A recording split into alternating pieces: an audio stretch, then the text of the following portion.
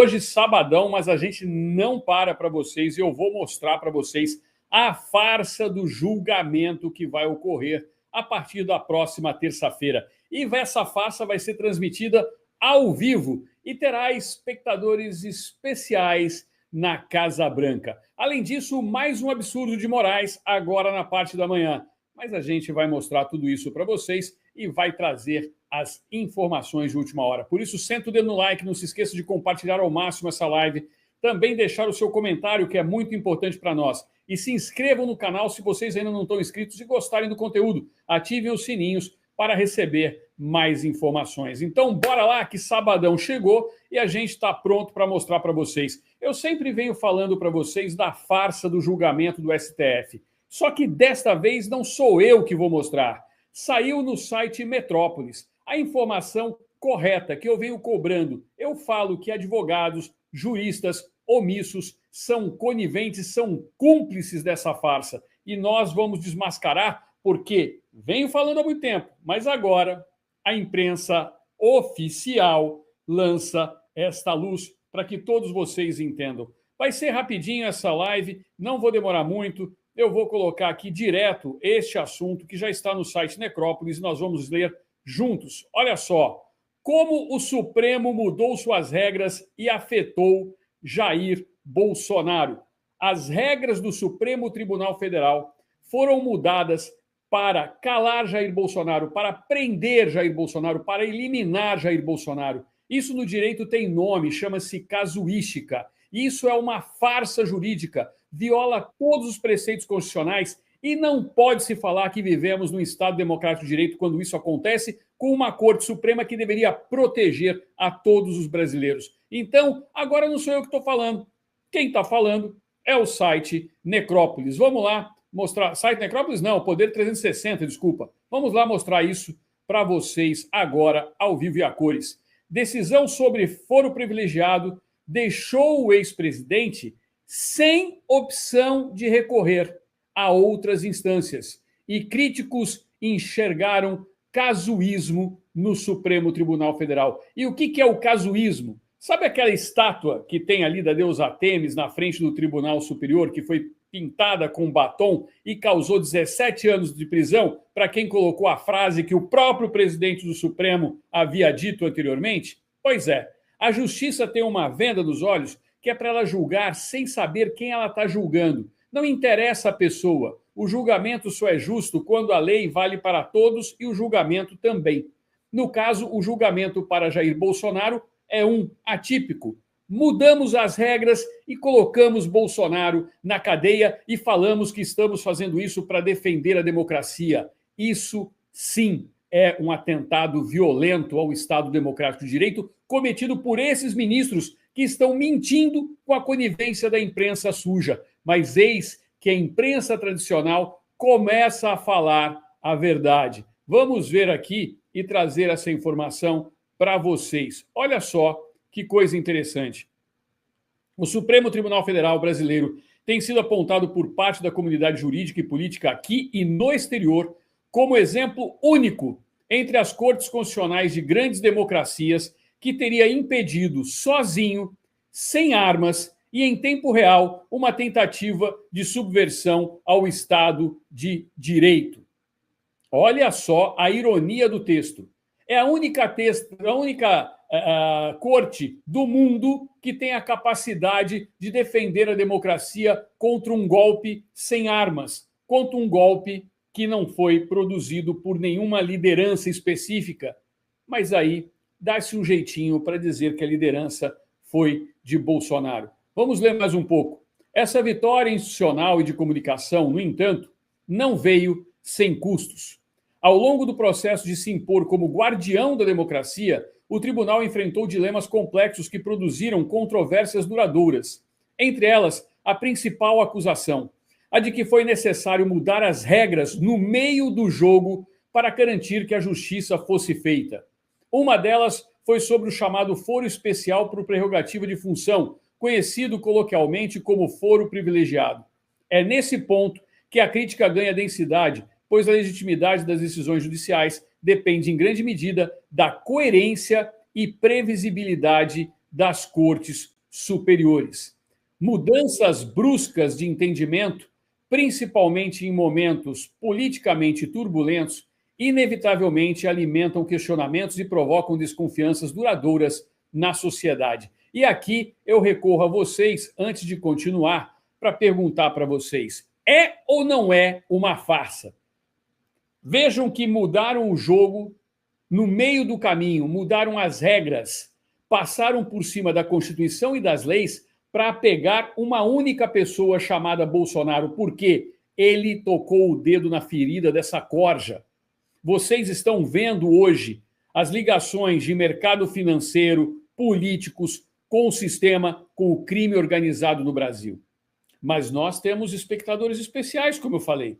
Donald Trump vai estar assistindo de forma privilegiada ao lado do filho da pessoa que está sendo efetivamente perseguida pelo sistema. Nós estamos denunciando isso há muito tempo. E hoje é um problema, é um perigo você denunciar isso no Brasil, porque a chamada democracia que eles defendem proíbe você de se expressar, proíbe de você mostrar a verdade. Quantas vezes nesses últimos anos nós mostramos a verdade e eles nos acusaram de fake news, para depois fingirem que nada aconteceu e dar a notícia que nós havíamos trazido anteriormente. Agora, um homem está sendo perseguido porque ele é um perigo para um sistema que estava acomodado, gordo, cansado de tirar o dinheiro do povo brasileiro. E o povo brasileiro que se deixa enganar, que se prepare, porque as consequências de se fechar os olhos para tudo aquilo que está acontecendo pode vir pior do que se imagina.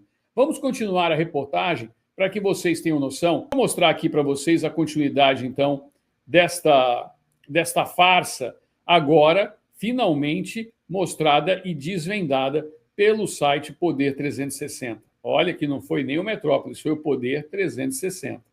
Vamos lá. Aqui, a gente já leu essa parte, vem para essa segunda parte.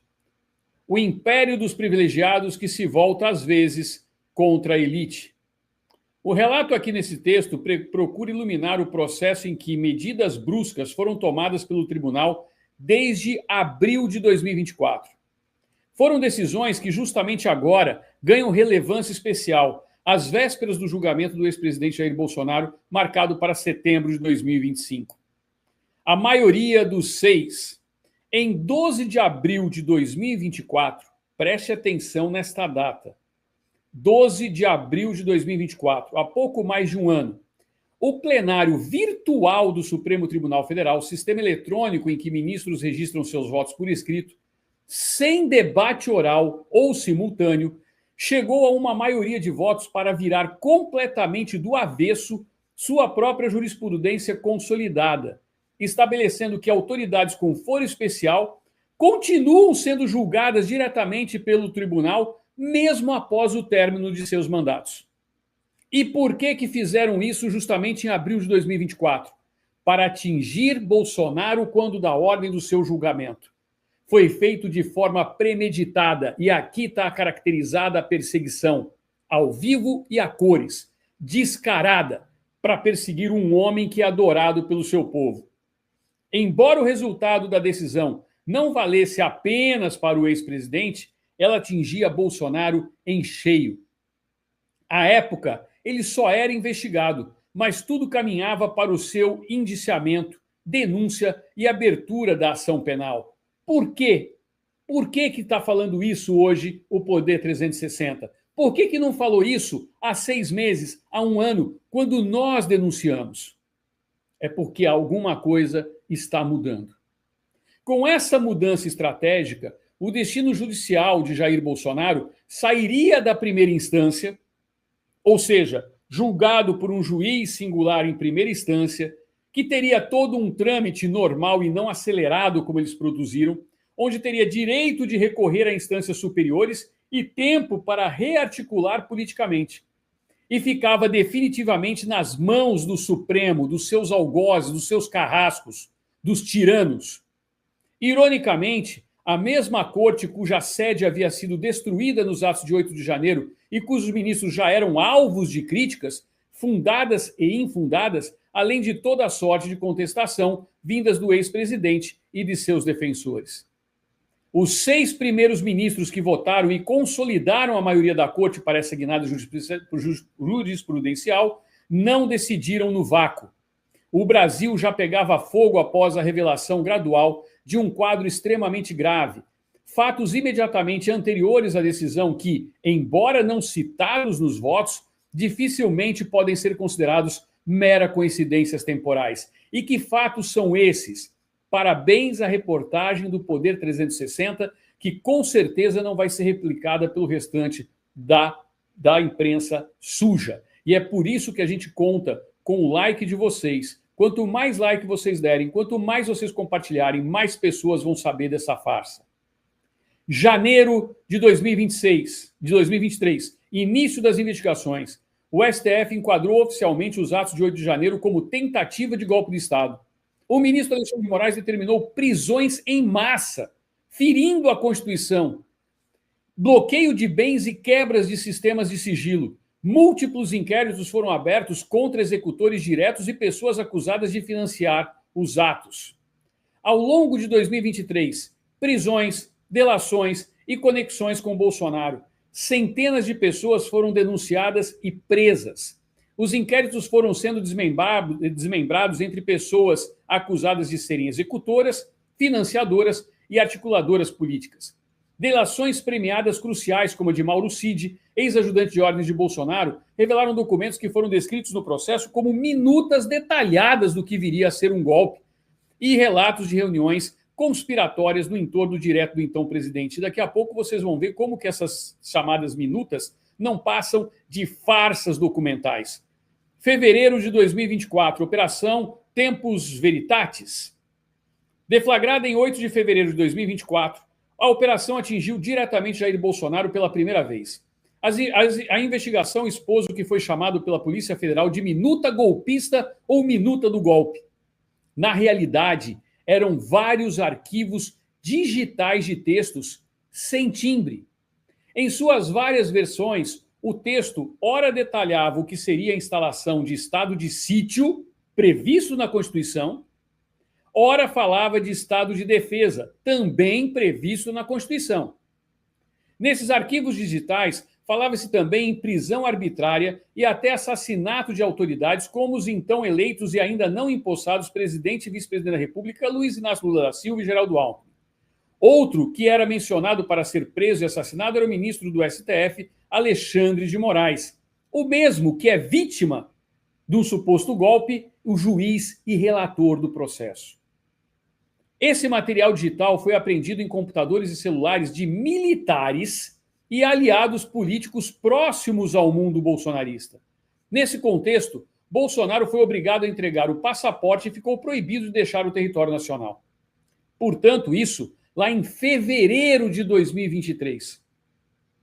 2 anos e meio se passaram e agora eles estão com Bolsonaro em prisão domiciliar e o ministro hoje toma uma decisão colocando policiais no quintal da casa do Bolsonaro. Numa total afronta à lei e à Constituição novamente. O que teme o ministro Alexandre de Moraes? Março de 2024. Coleta de mais provas. A Polícia Federal divulgou registros de reuniões realizadas no Palácio da Alvorada, onde se discutia abertamente como impedir a posse de Lula e até prender o ministro Alexandre de Moraes. Arquivos digitais de texto envolvendo oficiais das Forças Armadas na conspiração ganharam destaque nacional e internacional. No campo bolsonarista, a defesa argumenta que os arquivos digitais encontrados em computadores e celulares falavam em possíveis decretos que foram cogitados, mas precisariam ser aprovados pelo Congresso para entrar em vigor um estado de sítio ou de defesa. Os advogados do ex-presidente alegam também que as elucubrações sobre prender ou matar alguma autoridade era o que se chama de crime impossível no direito. As pessoas que cogitavam dessas possibilidades não tinham os meios para executar tais tarefas, e não era o Bolsonaro. O ex-presidente também deu várias entrevistas explicando que saiu do Brasil rumo aos Estados Unidos no final de 2022, antes de dar posse a Lula em 1º de janeiro de 2023, porque não queria ser vaiado na cerimônia. Bolsonaro também disse que no final de dezembro daquele ano nenhuma das ideias contestando o resultado da eleição encontrou respaldo e que ele nomeou os novos comandantes militares apontados por Lula antes de deixar o Planalto. Se ele nomeou os comandantes militares, como é que ele poderia dar um golpe? Logo, não haveria execuibilidade para um golpe se as Forças Armadas já estavam sob o comando do governo que estava prestes a assumir. Essas explicações nunca ganharam tração em parte majoritária da mídia. Por quê? A mídia é suja, comprada, mas pela primeira vez um veículo de grande mídia dá este fato. O caso foi tratado no noticiário como terminologia usada pela Polícia Federal e pelo STF. Foi uma tentativa de golpe de Estado. E isso, hoje nós sabemos que foi planejado e criado dentro dos Estados Unidos por uma agência chamada USAID. E foi a ação proativa do STF que teria impedido que se consumasse a disrupção da democracia no país, embora nos atos de vandalismo do 8 de janeiro, Bolsonaro já estivesse em férias nos Estados Unidos e não tenham sido encontradas armas de fogo nem líderes com capacidade de tomar o poder em pleno domingo. Mudança radical. Foi nesse ambiente convulsivo que 6 ministros enterraram um sólido entendimento jurisprudencial do STF, estabelecido desde 1999 e reafirmado apenas 6 anos antes, em 2018.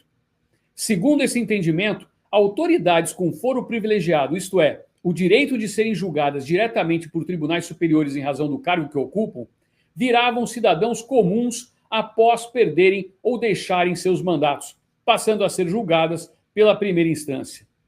O argumento central por trás daquela jurisprudência era evitar um acúmulo desnecessário de processos sem maior relevância institucional, que atravancavam sistematicamente a pauta do STF, impedindo o tribunal de cumprir adequadamente sua missão constitucional mais ampla.